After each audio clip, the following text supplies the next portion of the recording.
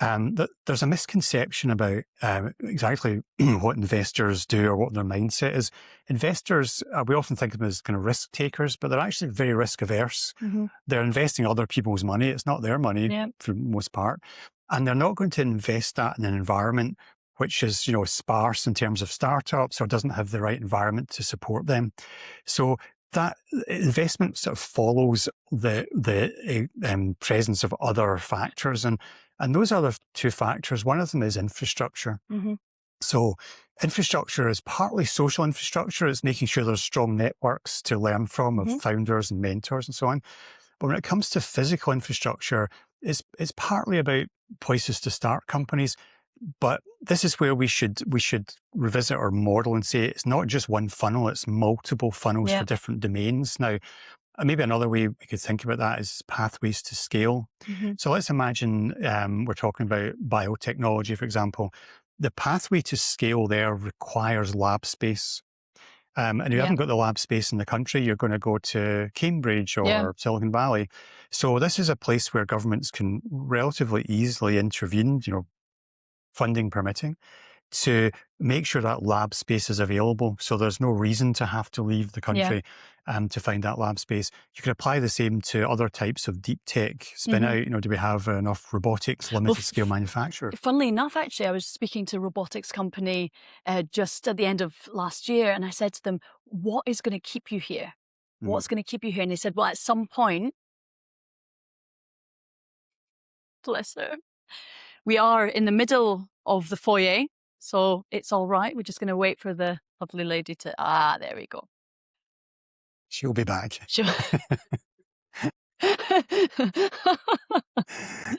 Channeling my Arnie Schwarzenegger. I know, exactly. As I was so eloquently saying, I was speaking to a robotics company recently, and I said, look, you've started in Scotland, you've got all this talent in Scotland. What is going to keep you in Scotland? Because, by hook or by crook, I want to keep you here. And they said, it's space. They're at the National Robotarium right now, and they say it's fantastic. At some point, they are going to outgrow the National Robotarium. Where are they going to go? What's the next level to then really shepherd these companies through their scale-up journey? Yes, and when they say space, what they really mean is manufacturing capability. There's lots of spaces, but these are specialized requirements. So the journey for any deep tech company that's not purely software-based, the AI ones are mainly software-based, so it's easier in this respect. But be it, biotech, robotics, compound semiconductors, a whole bunch of fields, you first of all have to conceive your idea. So we get great universities for that. You then have to prototype it. So assets like the National Robotarium, let's take a robotics example, are great for prototyping, great custom-built spaces to build your robotics prototypes. And you can potentially use the university spaces and expertise or dedicated facilities like the National Robotarium in the case of robotics. And then you need to move into limited scale manufacture. Now, you've got to be careful here, because if the startup reaches a cost cliff where you're going from prototyping to having to buy a factory and, populate it with machine tools and hire lots of expensive expertise, that requires them to go out to the market to find investment. That investment's hard to find before you've proven your idea.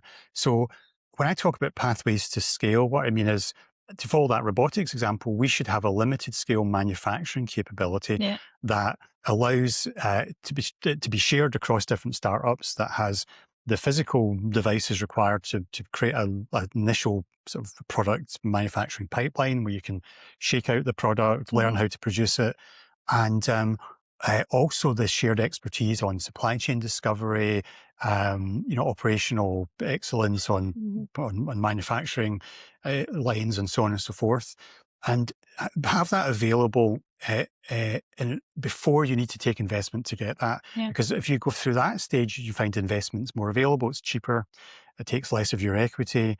And actually, there are initiatives like that running in Scotland. So we had the Deep Tech Supercluster initiative announced recently, and that's in prototype stage, but it's about actually using spaces like Enmis here today to provide that limited manufacturing capability. Then after that point, companies have choices, but they've got more money behind them then. So we need to think about, in all the domains that matter, what is the pathway to scale? So in the case of biotech, it's not manufacturing robotic stuff, it's lab space. And are we providing that space, and how do we do it in a way that's cost effective? And it becomes cost effective if you share it amongst multiple startups. Yeah. So that's how you keep people here, I think, longer. And it's also how you get more scale ups. But the last lever we haven't talked about is about people. And it's partly about the belief that starting a startup's a good thing to do, and we talked about that earlier. But it's also about ensuring that the talent we have here also has the knowledge. So we often talk about talent. I believe that talent is equally distributed across the world. I know that because growing up in Glasgow, I'm very familiar with all the great scientists and engineers who came from here at a time where we believed in ourselves. And I know those same people's descendants, spiritually speaking, are still in the city. Let's give them the conditions. So we've got the talent. But experience becomes increasingly important as you scale. So what we're doing in TechScaler is we're providing literally some of the world's best programs of learning for founders. We've taken them from Silicon Valley. We've got a kind of national license to do so, which is great. And we're training our early startup founders in those techniques. So that'll get us to a certain point. And that's great. That's a hugely important initiative. But then it becomes a case of, for the leaders of these companies, of actually having experience managing a team of 100, 500, 1,000 people. And this gets to the heart of how quickly the Scottish tech ecosystem will evolve, because this is a generational thing, not a human generational thing, but a startup generational thing. And what happens if we go back to our funnel, some of those startups get to the first level of scale. And the people in those companies become battle hardened to how to operate a company at that scale. They'll recycle back into earlier stage companies, and that we bring more through. And then as that stage one solidifies, some of them will take across the Rubicon and get to the second level of scale. Again, the experience will harden there. And generation by generation, we advance through that funnel. So although there's a lot of accelerants we can use, great incubators, accelerators, pathways to scale, investment, all super important. But the speed that we'll do this will be in a case of, every 5 years, we get to critical mass at the next level of scale. And at some point that becomes a tipping point where people look at Scotland and say, that's a safe place to invest because look at all the opportunities. It becomes a safe place for talent attraction because, if I I'm thinking of leaving Silicon Valley to go and work in a company in Edinburgh, for example, if there's no other companies at that scale, I'm not coming. I'm not leaving my family. I might lose my job and have to come home again. But if there's lots of companies at that scale, I'm coming. And that creates another virtuous circle because talent then comes in and experience strengthens those companies, which creates more successful companies, which attracts more talent. So the process we're on here is a startup generational thing. And we're looking at how we can accelerate it, and that's how we should think about it. So that requires political patience. It requires a level of cultural restlessness, but not impatience. It requires people to hold the line, to say, we're not failing because we haven't got all these scale-ups yet, because we've got a lot more scale-up activity now than we had 5 years ago. And I promise you in 5 years' time, there'll be a lot more at the next level of scale. So that's what's happening at the moment. And it's a case of, let's be consistent across political parties, across governments, and we'll get there. And do you ever worry about the potential mindset around immigration in the wider UK and the impact that could have? We do want to attract talent from abroad as well as, really cultivate it here. If we do have those aspirations. Question one, is that correct? And secondly, do you ever worry, given some of the kind of cultural tone with some political parties, that may have a negative impact on Scotland's ability to attract, talent from abroad? So first of all, we very much need to attract talent from abroad. It's utterly essential for any tech company. That the number one constraint on their growth is almost always access to experienced talent. And you can get talent or people, let's change the word to people just to make it a bit more real, from three places. There's the education system that produces a certain predictable number of people. There's people who are changing from other disciplines to become engineers, for example, and retrain. And there's people coming in from outside the country. These are our three channels, and we've got to do our very best in all of them. So, I often bemoan the fact that our universities bring in a huge number of very talented, smart young people from other countries. And, being a professor in actually 4 universities at the moment, I know that many of them want to stay here and contribute.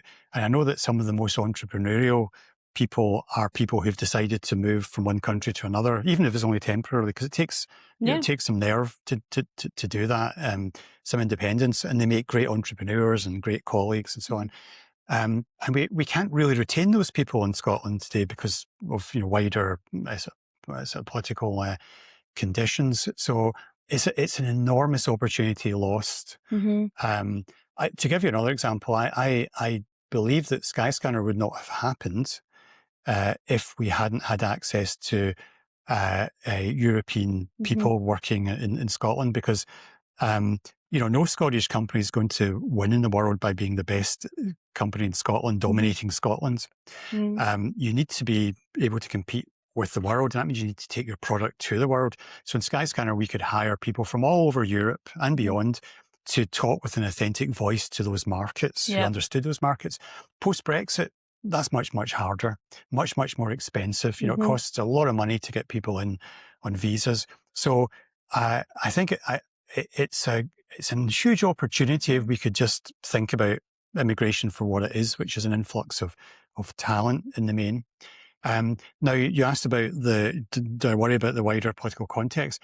I think we need to worry about the wider political context for more than just reasons of business, finding access to talent, because we risk as a wider UK being in the grip of the rise of populism, and where populism leads, fascism usually follows. And we should not be complacent about that.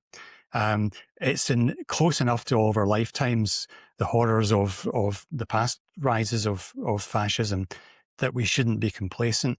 And what that's doing prosaically is it's resulting in a ludicrous set of immigration policies that actually are not good at choosing the talent that's coming in.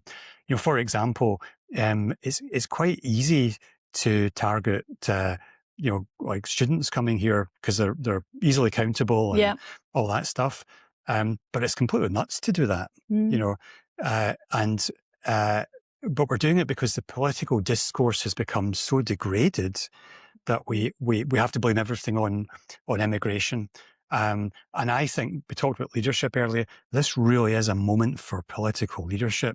This is a moment where people should be getting explained to them courageously that this is a more complex issue than they think. And yes, there's aspects of immigration that don't work well for the country, but to call all immigration the problem is an enormous loss of opportunity and talent for this country, and I think we'll pay the price for it for a very, very long time. So I would appeal to UK party leadership to recognise the importance of this moment.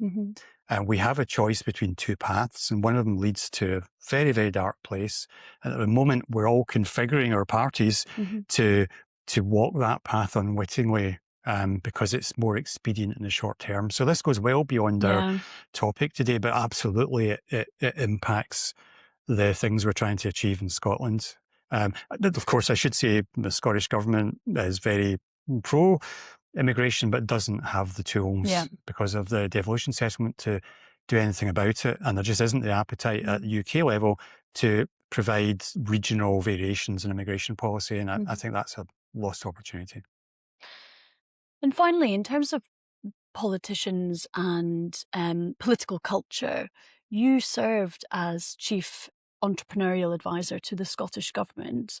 You were the first to hold that role, but you left. Why? So I spent in total 5 years doing that role, initially less visibly and then more visibly. Um, I think there's a number of reasons. There always are a number of reasons for things. For me, I didn't originally intend to work for the government at all. Back in 2020, during the darker days of COVID, I was going down to my local Sainsbury's and essentially buying things from young shop assistants who were risking their lives to serve us, Mm-hmm. because nobody knew, the effects of COVID and how widespread and how serious it was going to be. And I was a sort of semi-retired, ex-CEO of a tech company. I felt kind of useless. So Kate Forbes, who's now Deputy First Minister, essentially called me up one day and asked me to write a report into how to stimulate the tech ecosystem. So I was really happy to do that. Felt a bit more useful, Mm-hmm. a bit more contributive. And then once it was written, I could see that if I didn't follow over the wall, as it were, Mm-hmm. it wouldn't get implemented because it would get reinterpreted and diluted and all those kind of things. So I decided to stay with the report to make sure it was implemented. And then, as I say, one thing led to another. And then, so after about sort of three years of that, roughly, I'll get these dates wrong, I was asked to take on a more formal, sort of overtly visible role as the Chief Entrepreneur. She's largely doing the same things across all fields of entrepreneurship, not just tech, but also be more of a kind of face. And that doesn't hugely appeal to me. I was kind of reluctant to take that step, but I felt that if I didn't take it, then someone else would, and I hadn't finished the projects I wanted to implement. So I decided to do it. What I found from that was a lot of things that were really enjoyable, and it meant I could have a bit more influence in wider areas, and I could be a conduit for people's ideas. But I was always very conscious that I had never actually planned to be doing this. I think what came with it was, we talked about culture earlier, and some of the positives and negatives around that. I got a very strong sense that and I think looking back, I was doing good work, useful work that was making a difference. And I think most people would say that was the case. And in some parts of the political spectrum, that's considered offensive. So I started to get the most ridiculous stories in the paper. I had freedom of information requests coming in about me all the time. One that makes me smile is I remember the Daily Express put an FOI, as it's called, in about all the meetings I'd had that year and all the minutes of them and everything else. And I'm not minuting this meeting, so most meetings I have in Westminster aren't minuted. So I remember a few days or a month later, once the headline was written, the headline was, Chief Entrepreneur has 252 meetings and doesn't minute any of them. Big sort of full page headline. You think, really, can't we do better than this? And I just found that a little wearing. And as I was coming up to my anniversary when my contract with the government would be renewed, it was made clear to me that there was going to be a lot of that stuff. And then you start to think, I'm quite an introverted individual. Do I want that? Do I want my family to see that stuff? Could I go back to contributing in a more sort of, behind the scenes way, which I prefer? But also I had by then decided that it was long enough and I wanted to do other things. And I couldn't do those other things if I was doing this and doing all my teaching work, etc. So I needed to make space. So an aggregate of all of that, it wasn't that I was, incredibly knocked off balance by some negative press. Just an aggregate of all of it, I thought, it's time to do something else. So it wasn't like a huge drama. No. I just wanted to do something else. And actually, so what does the future hold for you now? Because you've actually just written a book, which is, I'm very excited to hear about this. Tell us a bit about that, and tell us about your book. Tell us about what you're planning to do for the coming year. So I'm in the year ahead. So I teach at Glasgow University. I've got a class of 100 wonderful students I'm teaching just now.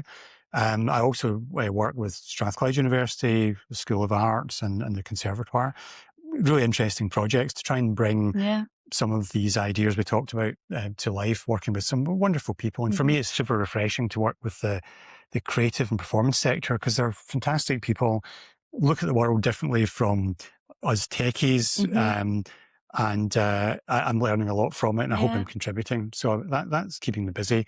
I did write a book last year, which I haven't published yet, but I just finished it in December. So as you will know, Sepi, there's a process to go through for these things, and it's called deep scaling, scaling up without slowing down. So very germane to what we've been talking about. But in this respect, it looks at, why is it that when teams get bigger, they become less productive per person. They might get more done overall, but they get less done per person. And it's almost a universal truth. And if you look at our biggest companies, a company with 200,000 people isn't getting, 20,000 times more done than when it had 10 people. If I get my arithmetic right there. So why is that, and what can we do about it? Because to me, in the end, that's the most important aspect of scale. I talked earlier about, Skyscanner had to be more than the sum of its parts to win against its big competitors. So we had to understand those things. So the book's about that. I do a lot of training with CEOs and startup executives, and every so often someone would say to me, "You should write a book about that." And I thought, I should do that. So one of the reasons I decided to stop doing the government work was, while I still have my mental faculty, touch wood, I wanted to write this book, not because I think it's going to be, a bestseller, just because I wanted to write it and I enjoyed writing it. And actually, that is the reason to write a book. Yeah, that's the only reason that actually you should ever write a book. They say is just because you want to do it. Yeah. And it's like actually having a conversation with yourself. Yeah. It's like two people, one asserts a view and the other, when you wake up in the morning, says, what you said yesterday, I don't think that's quite right. Yeah, exactly. And it's a discovery process for the author, I think. So I have no delusions of grandeur about it, but I highly recommend everyone gets it as soon as it comes out. Well, I will certainly be getting that. And frankly, I could keep talking with Mark, and I could keep Mark talking, I think, for a much much longer, but I've had him standing up to do this interview, so yeah, for quite a long time. So I think it's just really grateful to have your time and to have you comply with the standing requirements of this. I'm sort of leaning, but rather than standing. But this interview. So thank you so much. Thank you very much.